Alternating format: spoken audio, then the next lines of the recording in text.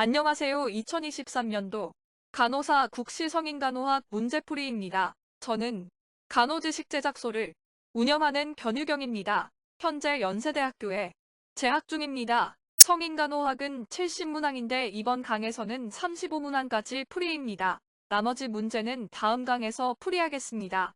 항암어학유법은 항암약물을 투여하여 암세포의 성장을 억제하거나 파괴하는 것인데요. 항암약물이 혈액을 통해 전신에 퍼지며 분열 중인 암세포를 공격하여 성장을 멈추게 하거나 파괴하죠. 그러나 항암약물은 일부 정상세포를 공격할 수 있기 때문에 피로, 구토, 탈모, 면역기능 저하 등이 부작용이 발생할 수 있어요. 항암어학유법을 받는 환자는 혈액의 항암약물 농도가 높아지면서 면역체계가 저하되어 감염에 노출될 위험이 있어요.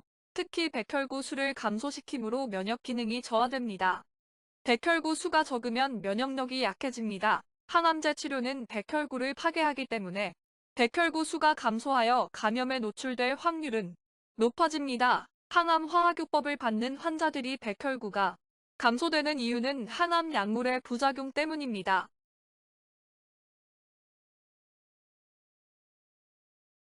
헤파린은 혈액 응고와 혈전 형성을 억제하는 항응고제입니다. 혈전증, 심근경색, 뇌경색 질환의 예방과 치료의 주사제로 되죠. 혈소판은 혈액을 응고시켜 출혈을 예방하는 역할을 하는데 혈소판 수가 증가하면 혈액 응고 능력이 증가하여 혈전이 발생할 수 있어요.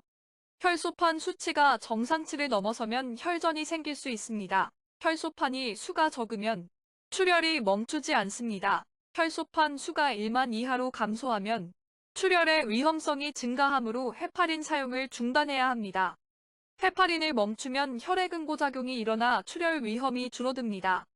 헤모글로빈은 적혈구의 구성요소로 혈액에 산소를 잘 운반하는지 확인할 땐 헤모글로빈 수치를 검사합니다.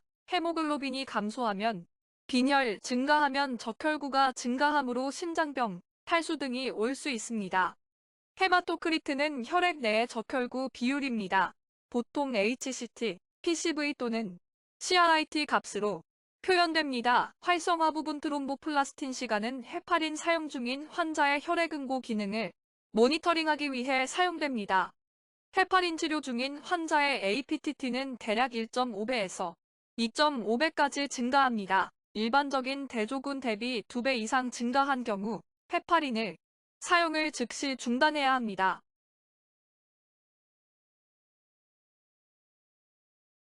쇼크는 심폐기능이 저하되어 전신 조직에 충분한 혈류가 공급되지 않는 상태입니다. 쇼크 상태에서 혈압은 저하되고 심장의 펌프 작용이 감소하거나 혈관 저항이 감소하여 혈압은 떨어집니다.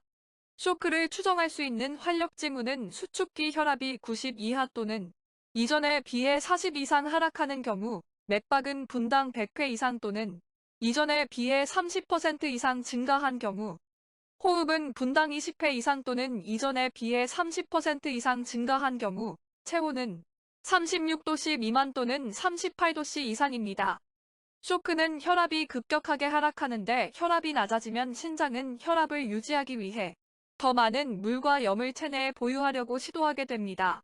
이로 인해 요로체계는 물을 보유하려는 경향이 생기며 배뇨량이 줄어들 수 있습니다. 정상 배뇨량은 시간당 62ml 이상이어야 하는데 쇼크가 일어나면 배뇨량이 정상치보다 적어집니다.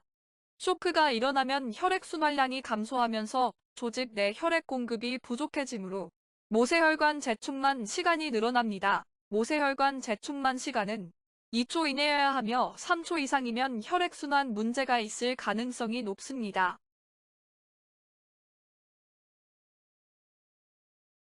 폐혈성 쇼크는 감염으로 인해 세균이 혈류를 통해 전신으로 퍼지면서 발생하는 심혈관계의 장애입니다. 폐혈성 쇼크는 혈액을 주변 조직으로 분배하기 위해 혈관을 확장시키는 보상성 메커니즘이 일어나 혈액의 주요 부분이 주변 조직으로 이동하므로 심박출량은 감소합니다. 폐혈성 쇼크는 피부 관류가 증가하여 홍조, 발적, 홍색 동공 등이 증상이 나타날 수 있어요. 심박출량 감소, 저산소증, 호흡수 증가, 빈맥, 혈액이 빠르게 공급되므로 체온은 올라갑니다. 그래서 따뜻한 피부가 정답입니다. 문효는 신장결석이나 신부전 때 발생하고 창백할 때 의심되는 질환은 체내 적혈구의 수가 감소하거나 혈압이 떨어집니다.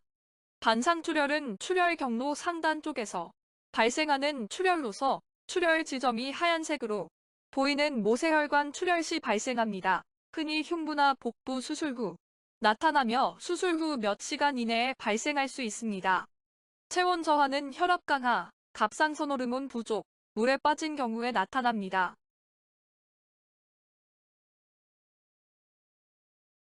급성심부전은 심장의 기능이 갑자기 약화되어 심장이 충분한 혈액을 체내로 펌핑하지 못하는 상태입니다. 주요 증상은 숨가쁨, 호흡, 곤란, 심장 박동 빈도의 증가, 발음 어려움, 다리의 붓기, 식욕 부진, 피로, 혼동, 혈압 변동 등입니다.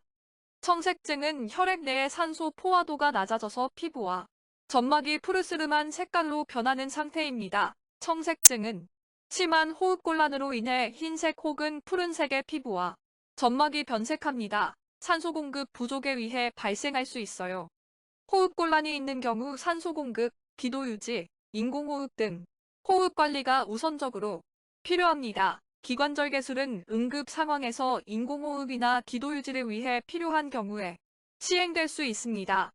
수액 치료 목적은 즉의 산소와 영양분을 공급하는 것입니다. 예를 들어 탈수로 인한 체액 부족, 심한 구토나 설사로 인한 수분 손실, 혈압이 낮거나 출혈로 인한 혈액량 감소로 인한 쇼크 상태에서도 시행할 수 있습니다.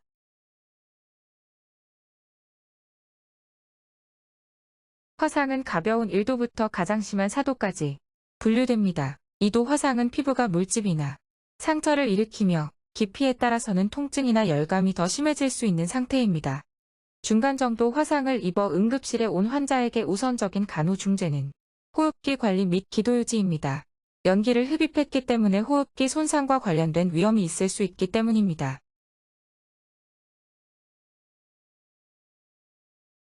골밀도 검사는 T 수치로 평가합니다. -1 이상이면 정상, -1에서 -2.5이면 골감 소증, 2.5 이하이면 골다공증입니다.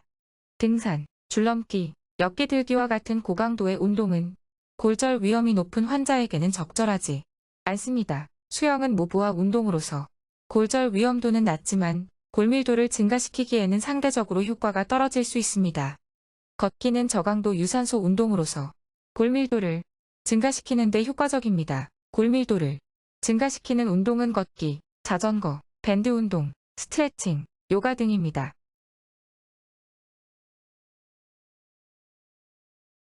메니에르병은 내이성 난청, 어지럼증, 균형장애 등의 증상을 유발합니다. 내이도의 액체는 뇌와 혈액 간의 균형을 유지하는 데 중요한 역할을 하는 내이도의 액체 순환장애로 인해 발생하는 질환입니다. 권장되는 시기는 저염식품인데 체액 내의 혈압과 체액량을 유지할 수 있게 해줍니다. 소금과 카페인 섭취는 증상 악화를 일으킵니다.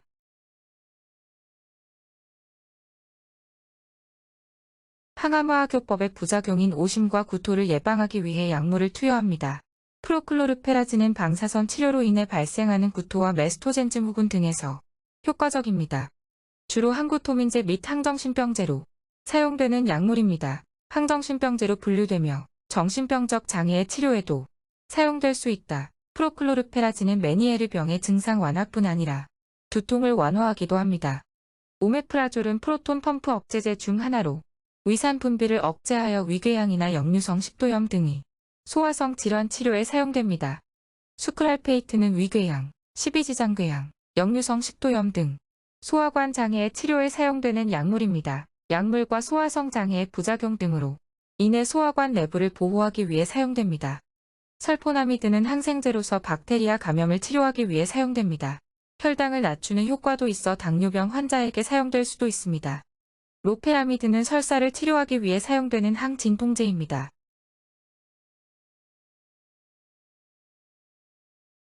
빈혈은 혈액 내의 적혈구 수량이나 헤모글로빈 농도가 정상보다 낮아져서 발생합니다. 빈혈의 증세는 피로 및 무기력감, 호흡곤란, 어지러움, 심장박동이 빨라지고 혈액순환에 문제가 생겨 손발이 차고 저립니다. 적혈구 수량의 정상치는 성인 남성은 4.5에서 5.5만, 성인 여성은 4.0에서 5.0백만입니다. 이 범위보다 낮으면 빈혈입니다. 빈혈 치료에서 농축적 혈구를 수혈하는 이유는 즉각적으로 산소 운반 능력을 향상시키기 위함입니다. 헤모글로빈 농도의 정상치는 성인 남성은 13.5에서 17.5, 성인 여성은 12.0에서 15.5입니다. 이 범위보다 낮으면 빈혈입니다.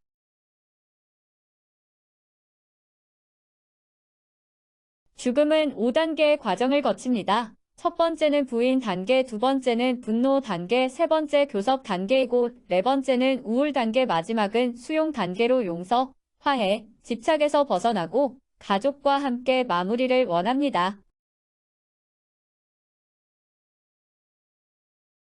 위식도 역류병은 위의 산성 소화액이 역류하여 식도로 오르는 질환입니다. 환자의 침대를 높은 위치로 올려서 상반신을 높이고 중력에 따라 위의 산성 소화액이 역류하는 것을 방지할 수 있습니다.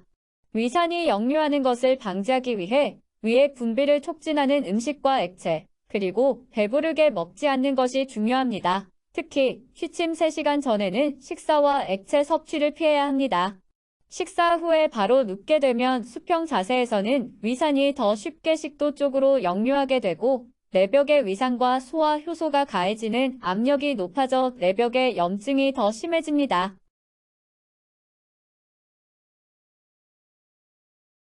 구강 칸디다증은 구강 내의 세균 균형이 깨지면서 발생하는 질환으로 칸디다균이 주요 원인입니다. 흰색 또는 크림색의 부드러운 막이 혀, 입술, 구강점막 등의 부위에 생기며 통증, 가려움증, 화상감이 있습니다. 구강 칸디다증의 원인은 항생제 사용으로 세균이 과도하게 번식하기 때문입니다. 구강 내에는 다양한 세균이 균형을 이루며 공존하는데 항생제는 세균을 죽이지만 칸디다균의 번식 기회를 줘 전체적인 균형을 이루게 되죠. 그리고 항생제는 pH를 산성으로 만들어 균이 증식할 수 있는 환경을 조성하게 됩니다. 구강 칸디다증은 항진균제로 치료합니다. 예방을 위해서는 구강위생을 잘 유지하고 면역력을 강화하는 것이 중요합니다.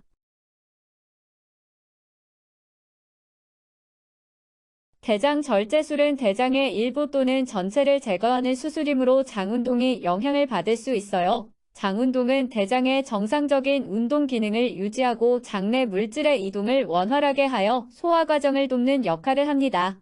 대장 절제술을 후 장운동을 촉진시켜야 하는데요. 섬유가 풍부한 과일, 채소, 견과류, 곡물을 섭취하고 하루 2리터 정도 물을 섭취합니다. 과식을 피하고 유산소 운동은 장운동을 促진시킵니다. 보기 1번 연화장애는 기도, 배, 혈액순환계의 기능장애로 인해 발생합니다. 기도가 막혀 호흡이 어려워지거나 폐가 충분한 공기를 흡입하지 못하면 산소 공급이 부족해져 연화장애가 발생할 수 있어요.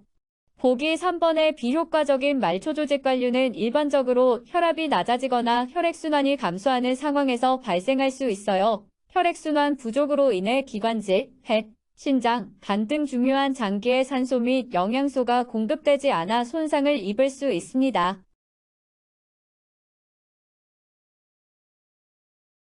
위공장 연결술은 위와 소장 사이의 연결을 만들어 위에서 소장으로 음식물이 진행되도록 하는 수술이죠. 소장으로 음식물이 나갈될 때 소장이 충분히 적응되기까지 시간이 걸리기 때문에 식후에는 즉시 충분한 양의 수분을 섭취해 소화를 원활하게 해야 합니다. 위공장 연결술을 받은 환자는 소화와 관련된 문제가 발생할 수 있으며 이에 따라 영양분 섭취에 어려움을 겪을 수 있으므로 저탄수화물을 섭취하면 소화 과정에서 소요되는 위산과 소화효소의 양을 줄이고 영양분 흡수를 촉진할 수 있어요.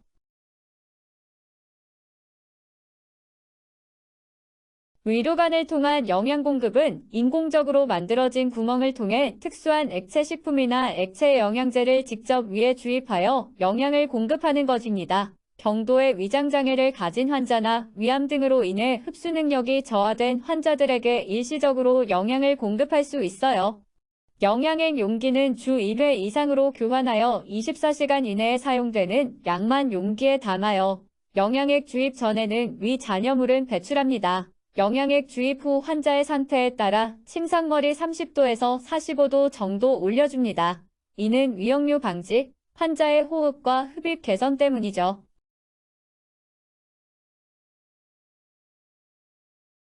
식도절제술은 식도암 등의 질환으로 인해 식도 일부 또는 전체를 제거하는 수술입니다. 수술 후에는 환자의 영양 섭취가 제한될 수 있으므로 구강 격려와 함께 소량씩 자주 먹이고 거꾸로 누워서는 안 되며 시술 후 2시간 동안은 식사하지 않도록 합니다. 식도를 절제했기 때문에 소량의 식사를 해야 하고 자주 식사하면 소화기관이 더 쉽게 처리하여 소화 효율이 높아져서 영양결핍을 예방할 수 있어요. 소화에 부담이 덜 되는 저단백, 저지방 식이가 좋습니다.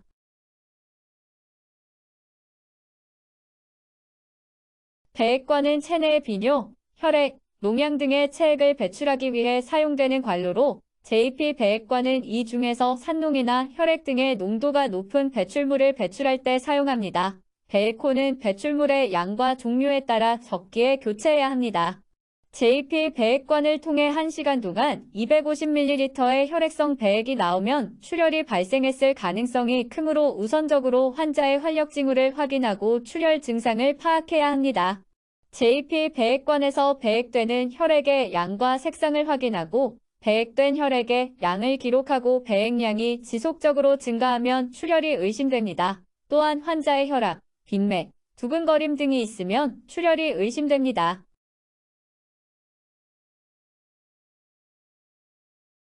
소장폐색은 소장의 일부 또는 전체적인 통로가 부분적으로 또는 완전히 막혀서 소장의 내용물이 원활하게 통과하지 못하는 응급상태입니다. 복통, 구토, 복부팽만 등이 발생합니다. 우선적인 중재는 비위관을 삽입하여 구토물 및 장내 액체를 제거하면 진단 및 치료를 위한 시간을 벌 수 있어요. 치료는 소장폐색 부위를 제거하거나 통로를 회복하는 수술이 필요합니다. 비위관은 내시경 검사, 위장관 수술, 위장관 출혈 치료, 영양 공급의 목적으로 사용됩니다. 알코올 간경화증은 과도한 알코올 섭취로 인해 간 기능이 손상된 상태입니다. 락툴로스 약물은 혈청 암모니아 농도를 낮추어 간 기능을 호전시키죠. 간 기능 저하 시 암모니아가 간에서 처리되지 못하고 혈액에 쌓이게 됩니다. 락툴로스는 변비를 완화시키는 효과도 있어요. 트로포닌은 주로 심장 질환에 사용되죠. 혈액 내 트로포닌 농도 측정을 통해 심근 경색이나 심근 손상 여부를 확인합니다. 혈구 침강 속도 ESR은 체내에 있는 염증의 정도, 류마티스 관절염을 알아보기 위해 사용되죠. 염증이나 감염이 발생하면 혈액 내 단백질 농도가 상승하고 이에 따라 적혈구가 더 빠르게 침전합니다.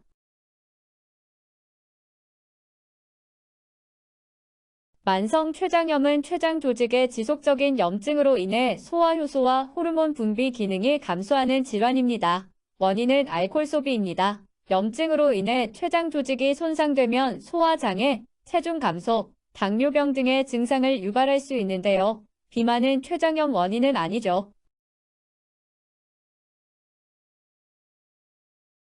제1형 당뇨병은 자가면역 질환으로 인해 발생하는 만성적인 대사 질환이죠. 주로 어린이나 청소년에게 발생해요. 인슐린을 생산하는 췌장의 베타세포가 면역 시스템에 의해 공격당해 손상되어 인슐린의 분비가 부족하거나 전혀 이루어지지 않는 상태입니다. 제1형 당뇨병 환자는 취침 전 혈당 저하가 발생할 수 있으므로 간식을 제공합니다. 급속하게 혈당을 상승시키기 위해서는 카복시메이트를 투여할 수 있어요. 결장개실염은 결장에 염증이 생기는 질환이죠. 적절한 수분 섭취와 가벼운 운동을 권장하고 고지방 식사를 피해야 합니다. 고지방 식사를 하면 소화가 더디고 배변이 잘 안 되죠. 장벽에 염증이 증가할 수 있어요. 무거운 물건을 들면 복근과 대장 근육에 압력이 가해져 염증이 악화될 수 있어요.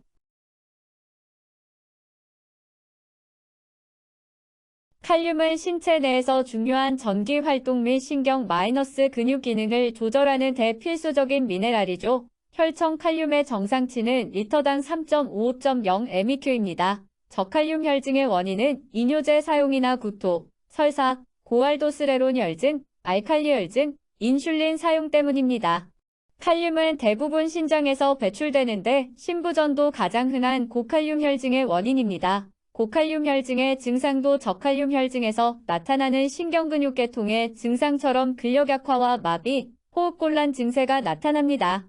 고칼륨 혈증 치료 방법으로 소디움 폴리스티렌 설포네이트 관장으로 칼륨 농도를 낮춥니다. 대장 내에서 암모늄은 칼륨과 결합하여 고칼륨 혈증을 일으키는데 소디움 폴리스티렌 설포네이트는 암모늄을 대장으로 이동시켜 배설되도록 돕고 대신 칼륨 이온을 대장 내에서 흡착시키는 역할을 합니다. 이로써 혈중 칼륨 농도는 낮아지죠. 점다. 혈액투석 중지는 칼륨 배출을 위해 사용되는 방법 중 하나이지만 급성적인 상황에서 신속한 치료가 필요한 경우로 한정됩니다.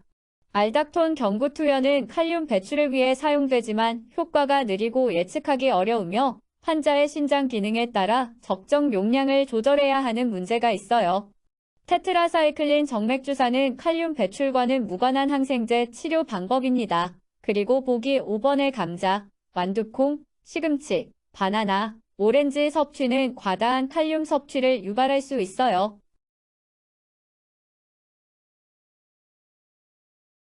당뇨신장병은 당뇨병의 합병증 중 하나로서 췌장에서 인슐린을 충분히 생성하지 못하거나 인슐린의 효과가 충분하지 않아 혈당이 지속적으로 상승하면서 신장의 손상을 초래하는 질환이죠. 만성 신부전으로 이어질 수 있죠. 저혈당 증상과 함께 소변량이 급격히 줄어들면 대부분 신장 기능이 저하되기 때문이죠. 1일 500ml에서 3리터가 적정 소변량이고 500ml 이하로 줄면 신장에 이상이 있다는 신호입니다. 이때 혈청 크레아티닌 농도가 증가하게 되는데 이는 신장의 여러 기능들이 저하되면서 혈중에 남아있는 크레아티닌의 분비량이 감소하기 때문입니다. 혈청 크레아티닌 정상치는 성인 남성은 0.6에서 1.2, 성인 여성은 0.5에서 1.1입니다. 신장에 이상이 있으면 크레아티닌 수치가 올라갑니다. 사구체 여과율 GFR은 심기능 평가의 가장 유용한 방법이죠. 신장에서 혈액 내의 작은 분자들이 사구체를 통과하여 신장 소변으로 걸러지는 비율을 나타냅니다. GFR이 증가하면 신장 기능이 개선된 것입니다. 혈청요소질소 비회는 신장과 관련된 소변화학 검사이죠. 비회는 단백질 대사의 부산물인 요소질소의 혈액 내 농도를 측정하는 데 사용되는데 비회이 감소하는 것은 신장 기능이 개선된 것입니다. 요봉증은 뇌하수체 후엽에서 분비되는 항이뇨 호르몬인 ADH가 제대로 생성되지 않거나 분비된 ADH가 신장에서 작동하지 못하여 묽은 소변이 대량으로 배설되어 갈증이 동반되는 질환입니다.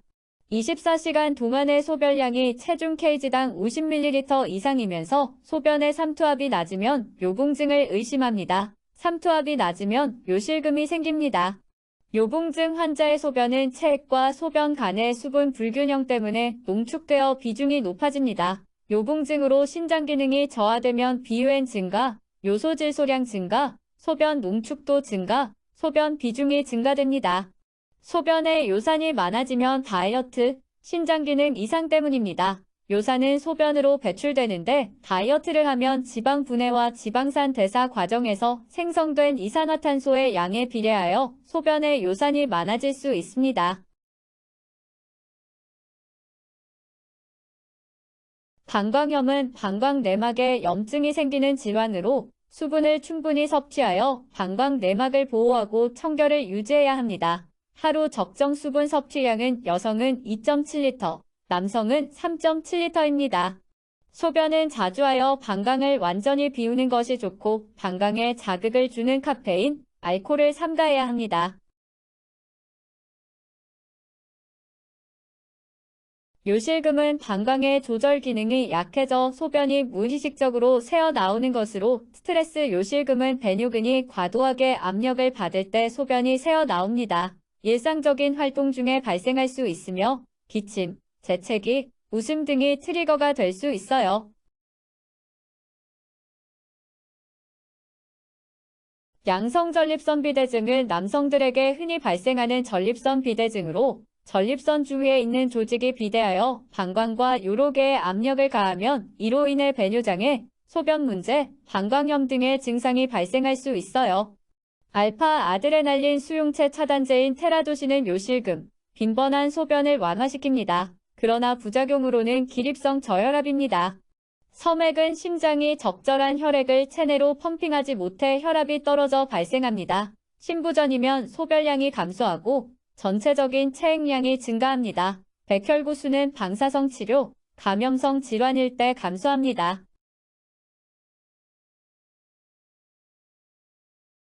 강직성 척추염은 척추를 중심으로 만성적인 염증이 진행되어 척추의 변형과 함께 척추의 가동 범위가 점점 제한되는 질환이죠. 대개 젊은 성인들이 걸리며 척추와 관절의 강직, 통증, 흔히 아침에 일어나면 통증이 있습니다. 아침에는 근육을 스트레칭하거나 운동을 함으로써 증상을 완화시킬 수 있어요.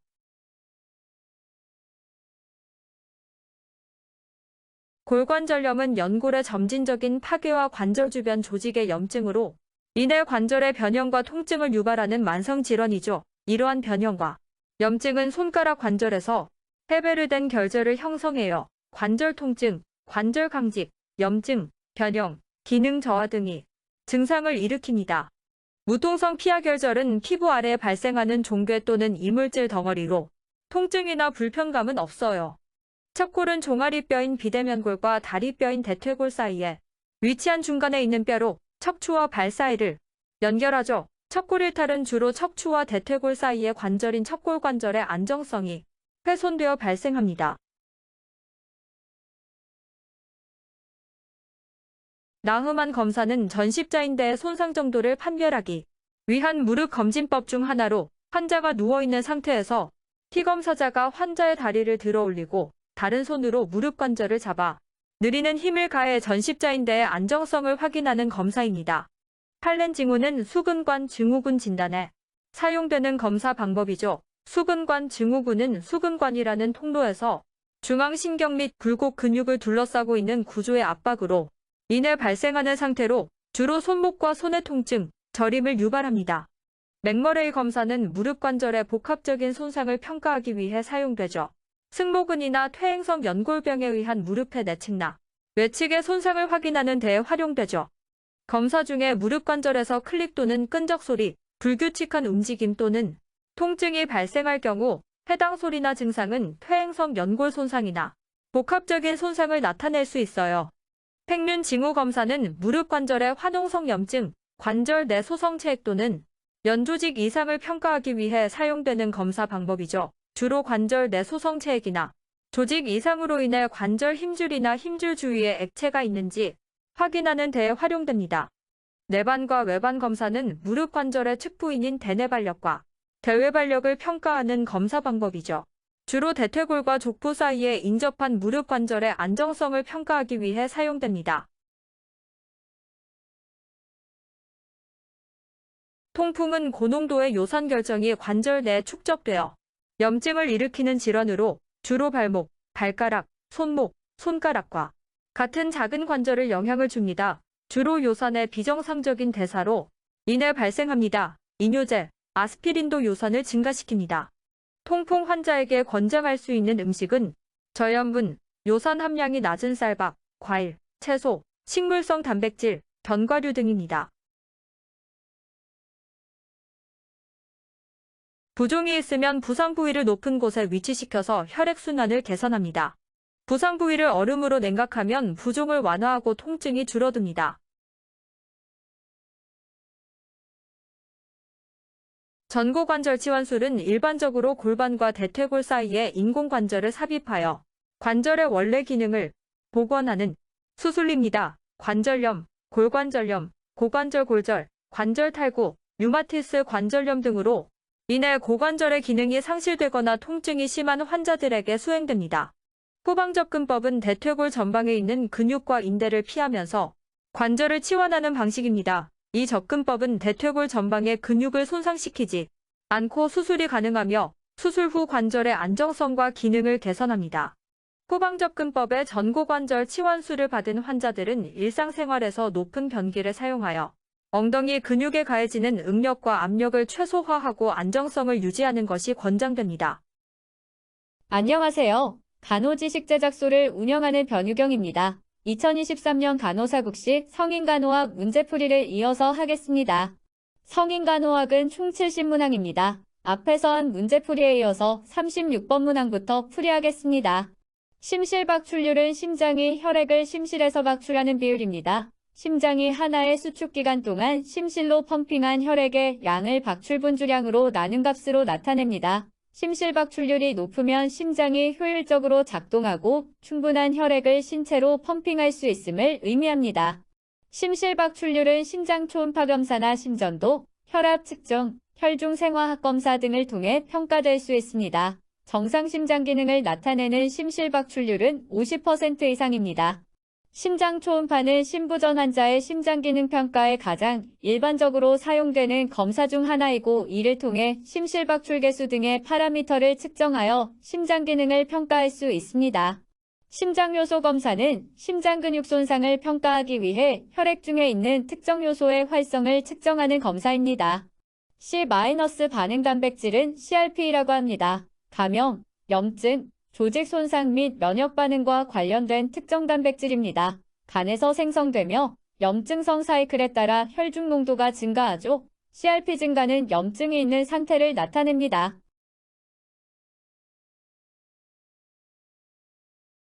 고혈압약을 중단하면 안 되는 이유는 혈압이 더 상승하여 심장 및 혈관에 부담을 주기 때문입니다. 고혈압약을 중단하겠다는 환자는 추가 교육이 필요합니다. 고혈압약은 혈관을 확장시키고 심장 부하를 감소시킴으로써 심장과 혈관을 보호하는 역할을 합니다. 약물을 중단하면 이러한 보호 효과가 상실됩니다.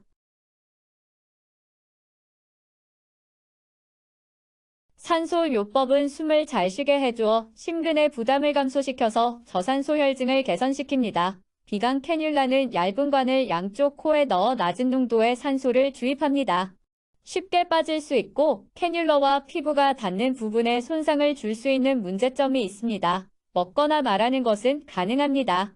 산소 마스크는 비강 캐뉼라보다 높은 산소 농도를 주입할 수 있습니다. 그러나 산소 공급량을 정확히 확인할 수 없어 중환자에게는 사용하지 않습니다. 앙화위는 자세가 앞으로 굽혀지며 등이 앞으로 구부러지고 머리가 숙여지는 등의 자세입니다.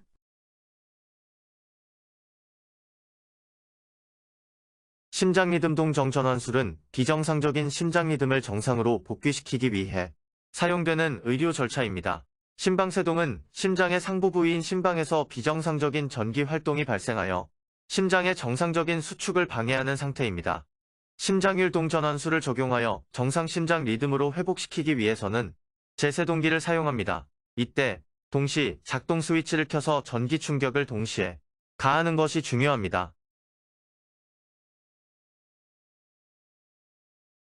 급성심낭염은 심낭에 염증이 생기는 것으로 가장 흔한 원인은 심장경색이나 심장근육염과 같은 심장질환으로 인한 염증 발생입니다. 주요 증상은 가슴 중앙이나 왼쪽 상부의 가슴 통증입니다. 호흡곤란, 발한, 두통, 체한, 흉부 불안감 등의 증상도 동반될 수 있습니다. 경정맥압은 심장의 이완 기능이 감소하거나 심박출량이 감소하는 경우에 상승합니다. 심낭 삼출액이 과다하게 축적되면 심낭 내부 압력이 증가하여 경정맥압이 상승합니다. 경정맥압 CVP는 중심정맥의 압력을 나타냅니다. 중심정맥은 상대적으로 크고 중요한 정맥으로서 심장 주위에 위치한 정맥입니다. 경정맥압은 심장으로 돌아가는 정맥혈액의 압력을 나타내므로 심장의 전체 혈액환원 상태와 혈액순환의 평형을 평가하는 데 중요한 지표입니다. 이는 심장 수축기 압력과 이완기 압력 간의 차이를 나타냅니다. 심부전은 심장 기능이 감소하여 심장이 충분한 혈액을 체내로 펌핑 못하는 상태입니다. 호흡곤란은 심부전의 가장 흔한 증상 중 하나입니다. 환자가 침대에 걸터 앉게 되면 상반신이 일직선으로 일어나게 되어 폐 확장과 호흡이 향상됩니다. 폐 확장을 돕고 폐에 가해지는 압력을 줄이는 데 도움을 줄 수 있고, 상반신의 일직선 자세는 혈액의 복류를 심장에 도움을 주고 혈액순환을 개선할 수도 있습니다. 아트로피는 기관지를 확장시켜 기도폭을 넓히는 작용을 합니다. 심천맥박은 심장에 돌아오는 정맥혈류 압력을 나타내는 지표로 환자의 혈액순환 상태와 체액양을 평가하거나 심장 기능을 평가하는 데 사용됩니다. 협심증은 일시적으로 심근에 충분한 혈류가 공급되지 않아 가슴 통증을 유발하는 상태입니다. 주로 심장동맥에 혈액 공급이 부족한 경우에 발생합니다. 니트로글리세린은 혈관을 확장시키는 혈관 확장제로 작용하여 협심증의 주요 증상인 흉통을 완화시킬 수 있습니다.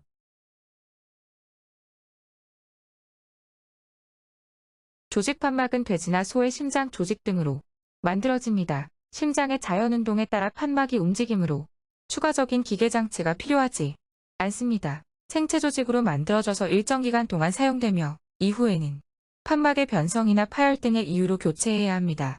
면역 반응이나 감염 등의 합병증 위험이 있습니다.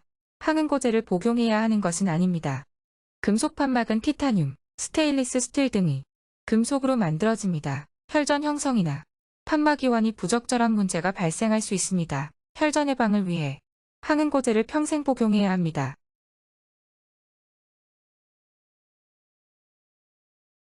심전도에서 제세동을 시도해야 할 파형은 비정상적인 심방세동, 심실세동입니다. 심실세동은 심실의 전기활동이 불규칙하고 무질서한 상태입니다.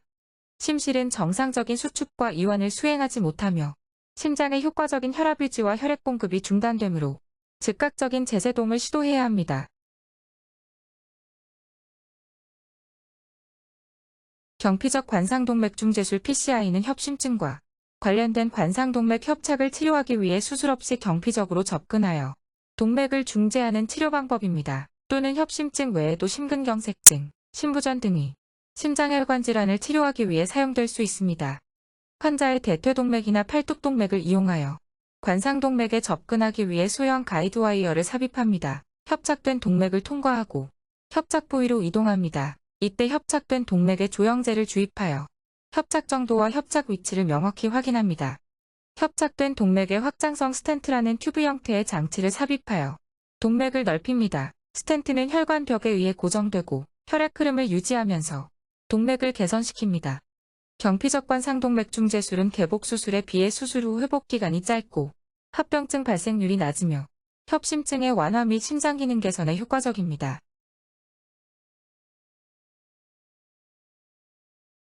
심부정맥 혈전증으로 침상 안정 중인 환자에게는 오른쪽 다리의 갑작스러운 통증, 종아리 압박감과 부종 등이 흔히 발생합니다. 이 상황에서 가장 중요한 것은 혈전의 발생과 확산을 예방하고 치료하는 것입니다. 심부정맥 혈전증 환자의 하지를 올리는 이유는 혈전 이동을 방지하기 위함입니다. 하지 상승을 통해 말초혈액 순환을 촉진하여 혈전 발생과 확산을 예방하고 부종을 완화시킵니다.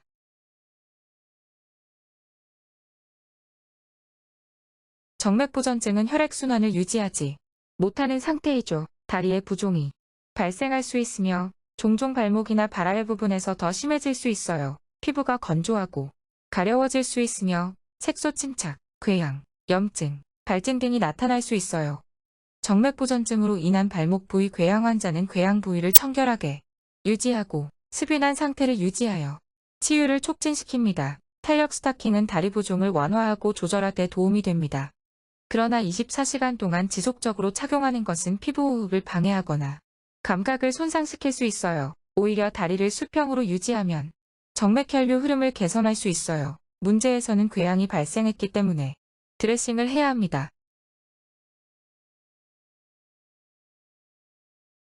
유방절제술 후 나타날 수 있는 부작용 중 가장 흔한 것은 림프 부종입니다.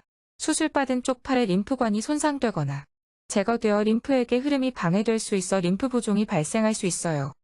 림프 부종은 림프액이 조절되지 않고 팔에 쌓여 부기를 일으키는 상태입니다. 림프절의 제거로 인해 림프액의 흐름이 방해되고 팔로 정상적으로 림프액이 배출되지 못할 수 있어요. 팔의 부종, 팔이 무거워지거나 통증을 동반하는 이유는 림프액이 쌓이기 때문입니다. 수술받은 쪽 팔에 림프 부종이 발생한 경우 간호중재로는 팔을 심장보다 높게 유지합니다. 중력으로 인한 부종을 감소시키고 림프액의 흐름을 원활하게 유지할 수 있기 때문입니다. 팔을 수직이나 수평보다 높은 위치에 유지하는 것이 좋으며 팔에 가벼운 운동이나 림프 드레이닝 운동을 시행할 수 있어요. 또한 팔에 압박을 가하는 의류나 액세서리를 사용하지 않도록 하며 가벼운 압박을 가하는 탄력 스타킹 착용 등도 고려될 수 있어요.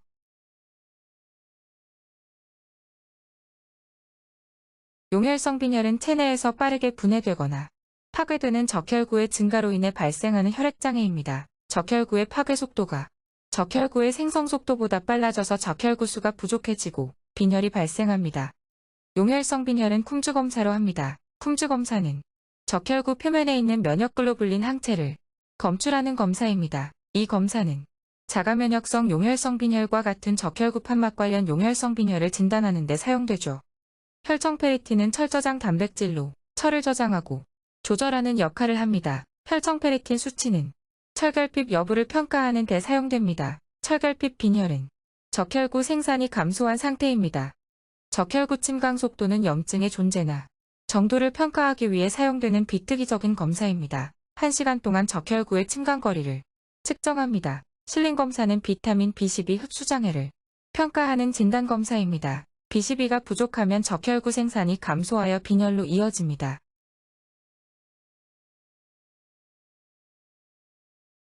골수는 체내에서 혈액세포의 생성과 발달을 담당합니다. 손상된 골수를 건강한 골수줄기세포로 대체하는 치료입니다. 주로 백혈병, 임파종, 다발성 골수종 등 골수 기능 이상 또는 암에 의한 골수 손상을 치료하기 위해서죠. 골수이식은 호흡기 감염, 출혈, 항체에 의한 골수 거부 등의 합병증이 발생할 수 있으며 항생제 및 면역 억제제 등의 약물 치료로 합병증을 관리합니다. 골수이식 시 공여자의 조직합성 항원 검사는 수혜자의 면역 시스템이 이식된 골수 줄기세포를 인식하고 거부하는 이식물 거부 반응을 최소화하기 위한 중요한 절차입니다. 수혜자와 공여자 간의 조직 일치성을 평가함으로써 이식 후 거부 반응 위험을 최소화할 수 있어요.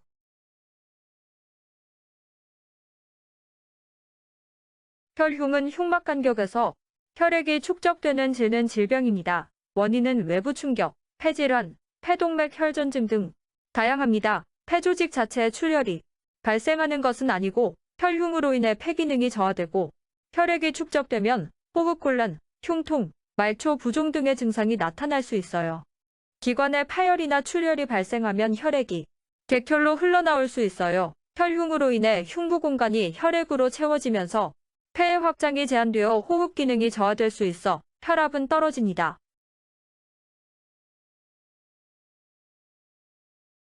흉부 외상은 폐에 손상이 생기면 공기가 폐 내부로 유입될 수 있어요. 밀봉배액은 공기 누출이나 폐의 부착 부분의 누출을 막기 위해 사용되는 의료 재료입니다. 폐의 부착면을 봉합하고 공기 누출을 막아 흉부 내부의 정상적인 압력을 유지시킵니다. 밀봉성 흉수의 경우 삼킴과 호흡 운동 등으로 인해 압력 변화가 일어나면서 배액관 연결 부위에서 공기가 새어나와 흉수가 재축적될 수 있어요. 이를 예방하기 위해서는 배액관 연결 부위에서 공기가 새지 않도록 조심해야 합니다. 배액관 주변에 공기가 쌓이는 것은 배액 시스템의 불완전한 밀봉이나 절단 시 발생할 수 있는 현상입니다. 공기가 셀 경우 배액관 주변을 가볍게 누르고 손가락을 사용하여 공기를 제거합니다. 이렇게 하면 공기가 배액 시스템에서 제거되어 정상적인 배액이 유지될 수 있어요. 기관지 천식은 만성적인 폐질환으로 기관지의 염증과 기관지 근육의 비정상적인 수축으로 인해 발생하는 호흡기 증상입니다. 주로 반복되는 호흡곤란, 기침, 천명소리, 가슴 답답함 등이 증상을 유발합니다. 가장 흔한 유발 요인은 알레르기입니다. 알레르기 천식은 흡입 알레르기 물질에 반응하여 기관지에 염증이 생기고 수축되는 것입니다. 알부테롤은 급성 천식 발작을 빠르게 진정시키는 데 효과적입니다. 급성 천식 발작 시 기관지를 확장시켜 호흡을 용이하게 해주는 가장 흔히 사용되는 기관지 확장제입니다. 살메테롤은 기관지를 확장시키는 약물로 주로 천 및 만성폐쇄성 폐질환 시의 관리에 사용됩니다. 살메테롤은 기량제로 기관지 폐쇄를 완화하여 호흡을 개선시키는 작용을 합니다. 주로 흡입제 형태로 사용됩니다. 이프라트로피움 혼합제는 기관지를 확장시키고 분비물을 줄여주는 효과가 있어 급성 천식 발작 증상을 완화시키는 데 사용됩니다. 몬테루카스트는 주로 흡입제로 사용되며 기관지 염증을 완화시켜 호흡기 증상을 완화시킵니다. 크로몰린 나트륨은 기관지 폐쇄와 염증을 억제하는 약물로 주로 천식과 알레르기 비염 예방과 관리에 사용되는 흡입제입니다. 만성폐쇄 폐질환 시는 만성기관지염과 만성기관지 폐쇄가 특징입니다. 만성염증으로 인해 기관지벽이 두껍게 변하고 점차 좁아져서 공기흐름이 방해되고 폐기능이 저하됩니다. 주요 증상으로는 기침, 가래, 호흡곤란 등입니다. 지속성 향압호흡법은 호흡성 산증으로 폐기능이 저하되고 산성물질인 이산화탄소가 쌓이기 때문에 호흡 근육을 지원하고 이산화탄소를 제거합니다. 동맥혈액 이산화탄소 분압이 높으면 혈액 속의 이산화탄소 농도가 증가한 것으로 호흡 기능이 감소합니다. 지속성 향압호흡법 시는 호흡기 질환 등으로 인해 발생하는 호흡곤란을 완화하기 위한 치료 방법입니다. 시은 기도 내 압력을 유지하여 기도를 개방시키고 호흡을 지원함으로써 기도 폐쇄를 방지합니다. 동맥혈액가스 분석 검사의 정상치는 pH는 7.35에서 7.45이고 동맥혈액 이산화탄소 분압은 35에서 45mmHg이어야 하고 HCO3-는 22에서 28 mmol/L입니다. 혈액의 산소 포화도 SaO2는 95% 이상이어야 합니다. 기관 캐뉼러 코를 통해 산소를 공급하는 장치이며 일반적으로 가벼운 산소 요구가 있는 환자에게 사용됩니다. 그래서 정답은 3번입니다.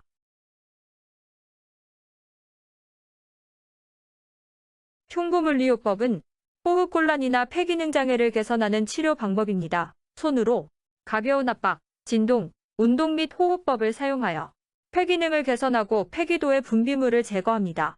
섭취량과 배설량은 대사물질의 배설 기능을 평가하는 방법입니다. 수분 제한은 심장 또는 신장에 문제가 있을 때 사용합니다.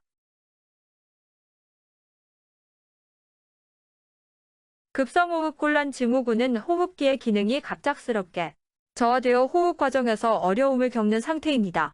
호기말량압은 폐의 확장을 유지하고 폐의 무력화를 예방하여 폐 기능을 개선하는 데 도움을 줄 수 있지만 호기말량압을 너무 높게 설정하면 폐에 과도한 압력을 가할 수 있고 호흡수를 너무 낮게 설정하면 환기가 충분히 이루어지지 않을 수 있습니다.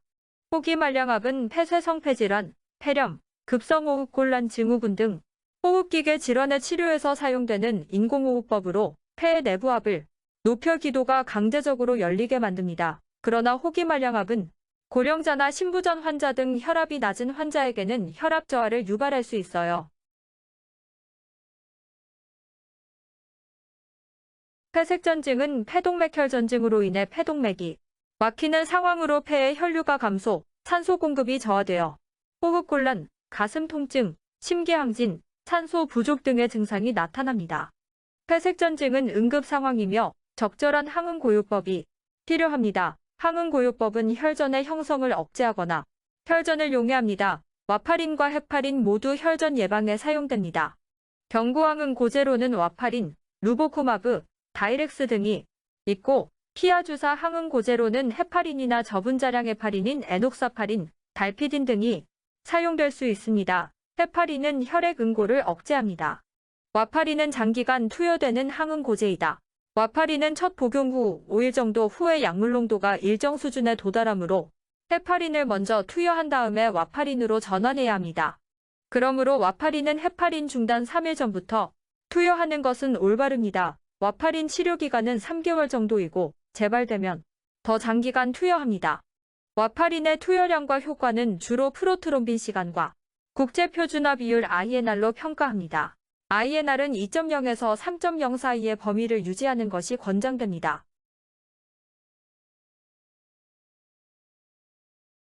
활동성 결핵은 결핵균이 신체 내에서 활발히 번식하고 환자가 전염성이 있는 상태입니다. 치료와 격리가 필요합니다. 리팜핀, 이소니아지드, 메탐부톨, 피라지나미드는 모두 결핵 치료에 사용되는 약물이지만 각각 다른 특징과 역할을 가지고 있어요.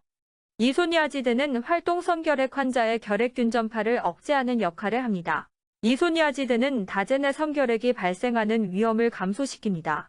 메탐부톨은 결핵균의 세포벽 합성을 방해하여 세포를 사멸합니다. 다제내 성결핵 치료에서 주로 사용되며 다른 약물과 조합하여 사용합니다. 피라지나미드는 결핵균의 잠복성 형태를 처리하는데 특히 효과적이어서 초기 결핵 치료로 사용합니다.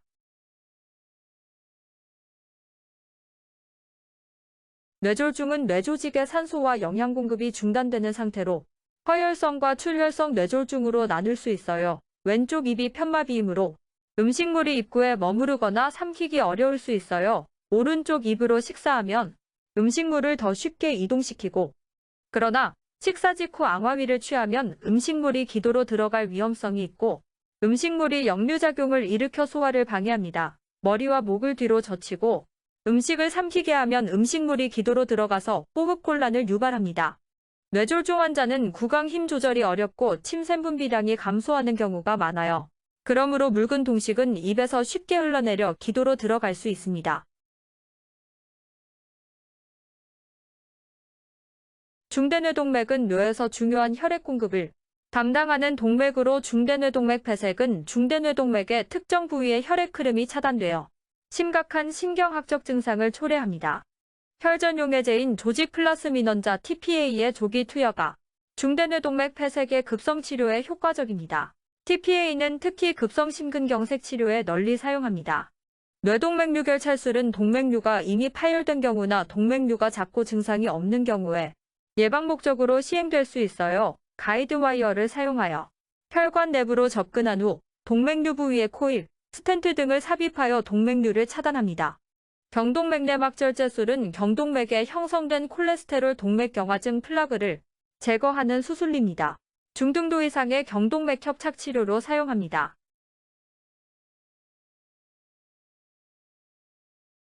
뇌출혈은 갑작스러운 두통, 의식변화, 언어장애, 신체의 일부 또는 전체 마비 등 다양한 증상을 일으킬 수 있어요. 뇌출혈 환자의 두개뇌압 상승을 예방하려면 침상머리를 30도 정도 올려서 뇌부종을 예방합니다.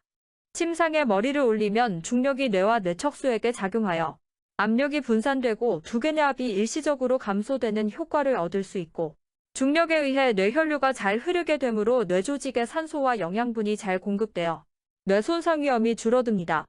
포도당 수액을 투여하면 혈당이 상승합니다.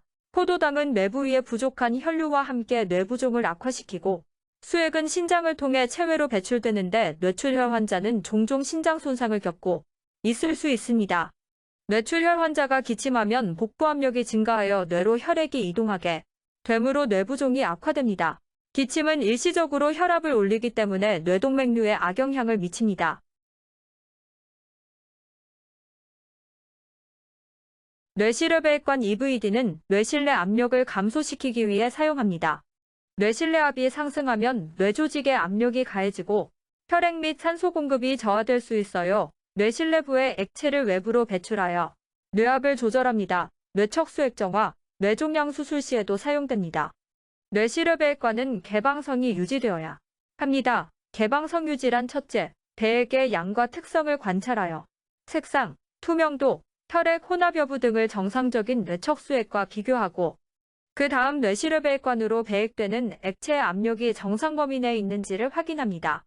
뇌실외배액관의 클램프는 뇌실외배액관의 튜브를 압착하여 액체의 흐름을 차단하고 필요한 경우에만 다시 열어 액체가 배출될 수 있게 합니다.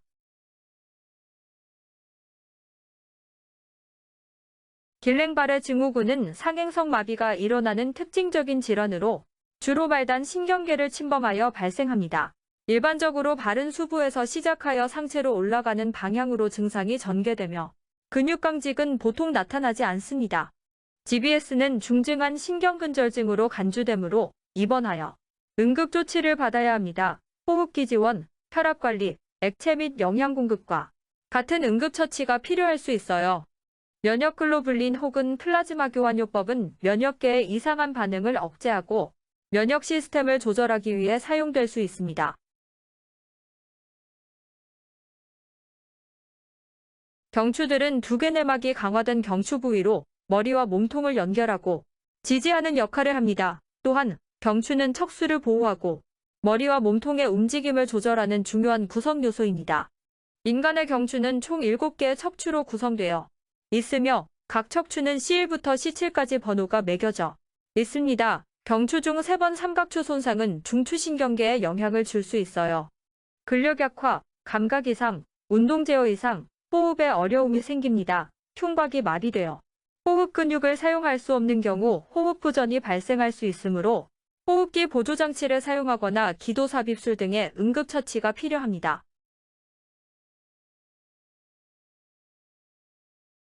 긴장성 마이너스 간대성 발작은 갑작스럽고 강한 근육 수축을 동반하는 발작으로 환자가 강제적인 움직이거나 무의식적으로 움직이는 경우가 있어요. 이러한 움직임은 환자의 안전을 위협할 수 있습니다.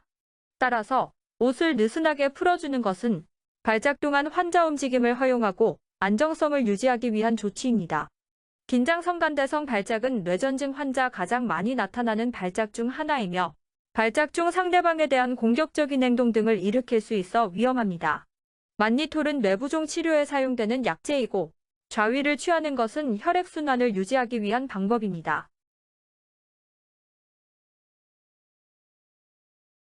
파킨슨병은 중추신경계의 도파민 부족으로 인해 근육 운동 조절이 상실되어 근육 강직, 떨림, 운동 능력 감소 등이 증상이 나타납니다. 주요 치료제 중 하나는 안티파킨슨 약물인 레보도파입니다.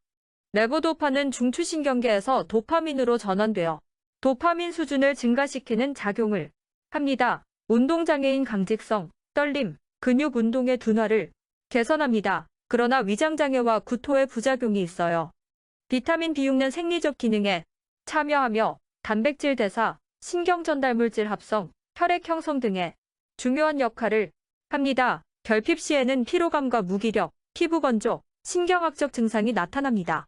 항콜린제는 아세틸콜린 수용체에 작용하여 아세틸콜린의 효과를 증가시키는 약물입니다.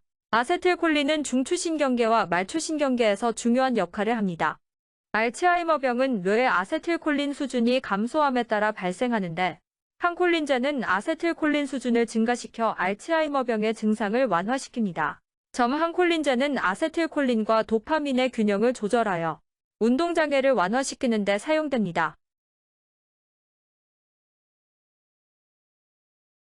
갑상선 호르몬은 기초대사 조절, 신체의 성장과 발달, 심혈관 기능 조절, 신경전달물질 조절, 대사 조절, 체온 조절에 중요한 역할을 합니다. 갑상샘 자극 호르몬 TSH는 뇌하수체에서 분비되는 호르몬으로 갑상선의 기능을 조절합니다. TSH는 갑상선에 신호를 보내어 갑상선에서 갑상선 호르몬인 티로신, 티사마티로닌, T사가 분비하도록 자극합니다. 이는 갑상선 호르몬의 합성과 분비를 증가시켜 갑상선 기능을 촉진시킵니다. TSH의 적정 농도는 갑상선 기능을 평가하는 데 중요한 지표입니다. 갑상선 기능 저하증에서는 TSH는 상승하고 T사마티사는 감소합니다. 반면 과다한 갑상선 호르몬이 분비되는 갑상선 기능 항진증은 TSH는 감소하고 T사마티사는 상승합니다. TSH의 정상치는 일반적으로 0.4에서 5.0 사이이고 트리오도티로닌인 T3는 60에서 181 사이입니다. 티록신인 T사의 정상치는 6.6에서 13.8입니다. 정리하면 TSH 감소, T3, T사가 정상 또는 증가하면 갑상선 항진증입니다. 호르몬을 정리하면 뇌하수체 전역에서 분비되는 호르몬은 성호르몬, 성장호르몬, 유즙분비호르몬, 부신피질 자극 호르몬, 갑상선 자극 호르몬입니다. 뇌하수체 후엽에서 분비되는 호르몬은 항이뇨 호르몬, 자궁수축 호르몬, 유즙분비 호르몬입니다.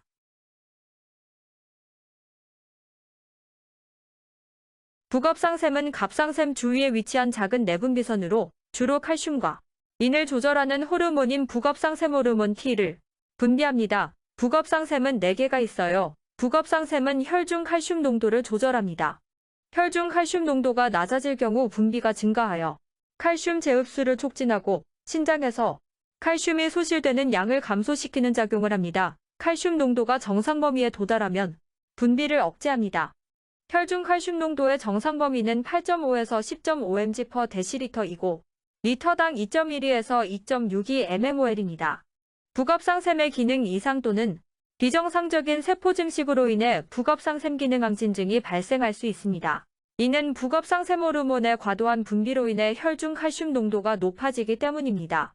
북업상샘 절제술 후 우선적인 중재는 저칼슘 혈증입니다. 북업상샘 절제술은 북업상샘의 일부 또는 전체를 제거하는 것이므로 T의 분비가 감소하거나 완전히 중단될 수 있어 혈중 칼슘 농도는 감소하여 저칼슘 혈증이 발생할 수 있어요. 북업상샘 절제술 후 후두 강직이 발생할 수 있어요. 북업상샘 절제술은 후두 부위에 가까운 부분에서 수행되므로 수술 중 후두 조직에 손상이 생길 수 있기 때문입니다. 후두강직은 후두 부위의 조직 손상이나 절제로 인해 후두의 협착이나 좁아짐으로써 발생하는 합병증입니다. 음식물이 식도로 잘 통과하지 못하고 목감기, 목 아픔, 목소리 변화, 호흡곤란 등의 증상을 유발할 수 있어요.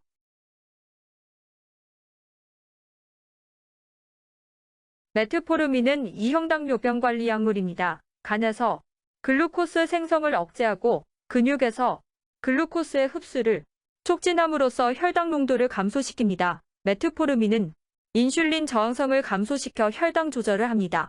그러나 관상동맥조영술 시 메트포르민은 혈액순환 장애를 유발할 수 있기 때문에 검사 2일 전부터 복용을 중단해야 합니다. 그래야만 혈중 농도를 낮추어 혈액순환 장애의 위험을 줄일 수 있어요.